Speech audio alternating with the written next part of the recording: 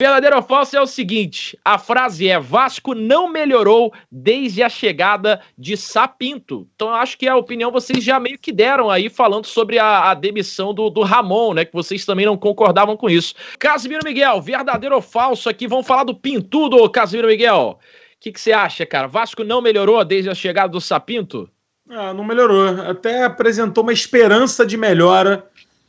O jogo contra o Sport, eu acho que o Vasco foi mais organizado, mas é difícil. Se você perguntasse para mim depois do jogo do Sport, Otávio, eu ia falar que sim, mas hoje eu vou falar que não, porque o futebol é momento, e o momento que eu estou é um momento de tristeza profunda, porque o Vasco ontem jogou uma partida medonha, cara, medonha, e eu estou bastante impactado por ela.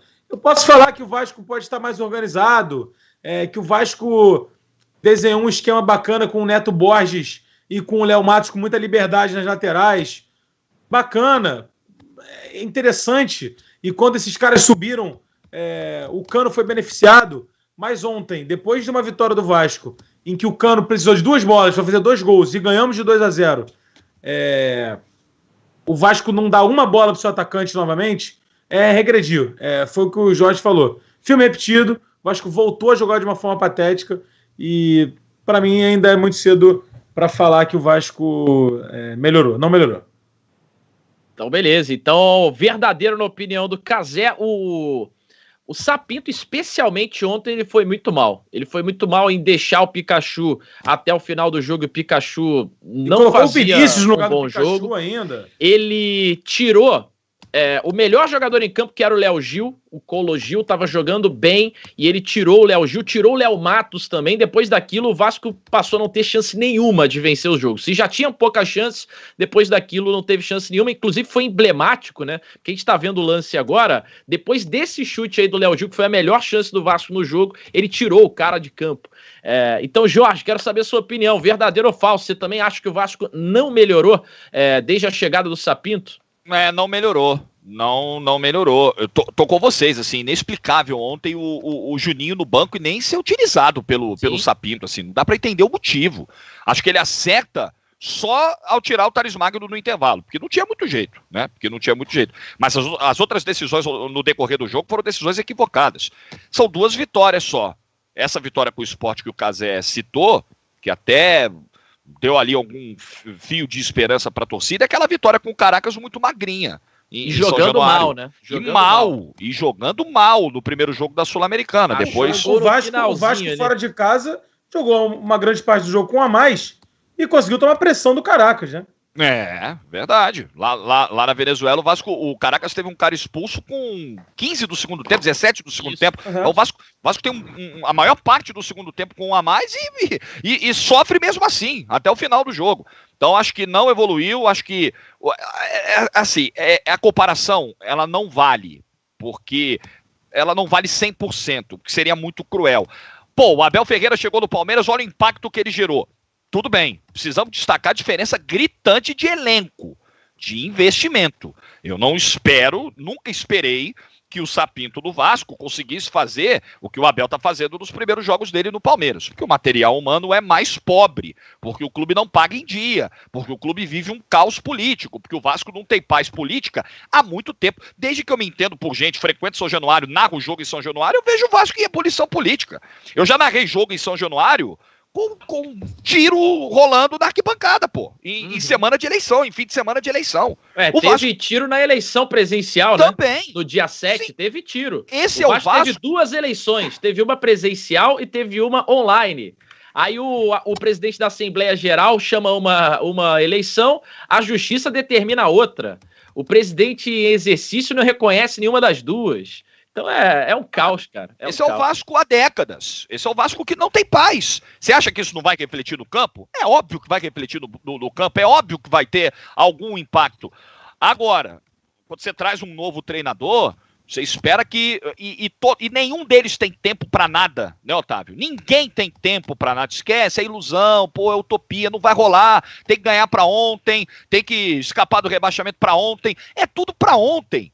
E pelo menos esse impacto. O Jair Ventura conseguiu isso no Sport. Começou a empilhar vitórias e tal. Depois, a coisa parece que entra ali numa acomodação na realidade e a sequência ela vai caminhando num caminho mais normal. Mas num primeiro momento, geralmente você troca o treinador e tem algum impacto. O cara mexe alguma coisa, vem uma sequência, dá uma reanimada. Isso não aconteceu ainda com o Sapinto. A coisa não mudou praticamente nada.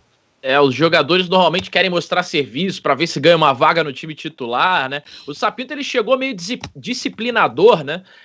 Tirando o celular dos jogadores em áreas comuns, da concentração e etc. A informação, inclusive, do Lucas Pedrosa, que trabalhou com a gente e hoje é o principal setorista do Vasco, é de que os jogadores curtiram o estilo paizão dele, etc. Mas isso ainda não foi refletido em campo. Mauro Betting, sua opinião aí, verdadeiro ou falso? Também concorda aqui que o Vasco não melhorou desde a chegada do português? Verdadeiro, não melhorou. Significa que piorou muito? Não. Foi piorando, né? Já estava com o Ramon, e reiterando que eu jamais tiraria o Ramon, mas assim, velho, e não é do Sapinto, não seria o treinador que eu pensaria em primeiro momento, talvez nem no 19º momento, mas é responsa dele? Não, é responsa dele, mas é culpa dele?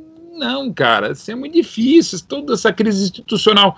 Se a gente tiver só 5 minutos para falar do Vasco, certamente o que está acontecendo com o Vasco de errado agora, e não é só de agora, é plantado, adubado na pior acepção do termo já desde a década passada, não tem dúvida, para não dizer até antes.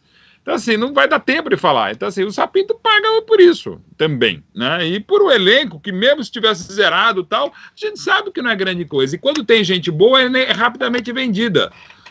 A camisa que tá aí às costas do Casimiro, ali, do lado do ombro esquerdo. Mostra Alex aí de novo. Teixeira, Alex Teixeira. Não, cara. Pra você pegar um nome. Cara, a gente já fez esse exercício, eu fiz em blogs várias vezes, mas se você montar nos últimos 15 anos, montasse, digamos, se fosse só os jogadores que, não estou falando só os da base, mas os que, por exemplo, que estão num clube e foram vendidos para a Europa, para o mundo árabe, para a China, para Plutão, sei lá. Cara, o time do Vasco era, se fosse antigamente, era para disputar de todos os títulos, ganharam muitos deles, e não só em nível nacional. Eu né? Vou te falar, Mauro, esse ano, pela primeira vez, o Vasco sempre teve na base a grande salvação, mas esse ano especificamente, a grande esperança da base do Vasco caiu demais, e é o caso do Thales Magno. Tem que ser falado aqui. Sim. O declínio dele na temporada, obviamente ele teve as lesões, mas que é muito grande mesmo. Demais, mas ele caiu muito, cara, muito.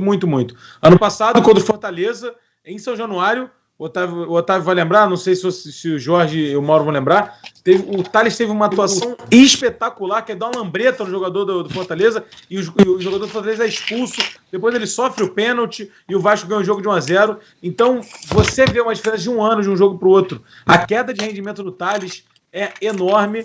O Jorge falou com razão, cara. É questão de tempo para que perca a titularidade, e é uma lástima, uma pena, porque o Vasco recusou algumas propostas bem grandes pelo Thales, na expectativa de que ele fosse brilhar mais. Obviamente, tem que ser pesado, que se fosse o Bruno Formiga aqui, ele ia defender que ele não fez a base, que do Sub-15 ele subiu para o Sub-17 e nem jogou no Sub-17, foi para a Copinha, e da Copinha já foi para o time titular. Eu concordo, ele não tem a base, isso é um problema do futebol brasileiro, mas ele não caiu, ele despencou de rendimento. Verdade. E aí muitos torcedores do Vasco sacaneou nas redes sociais, quando o Sapinto tira o telefone das redes sociais da concentração, que o Thales ia sair lá do Free Fire e tudo mais, mas eu não sei se esse é o problema, cara. Não sei se é desmotivação, se é psicológico, mas o Vasco precisa recuperar ele rápido, porque além do ganho técnico, você tem o ganho da venda, que é o que vem salvando o Vasco, e ao mesmo tempo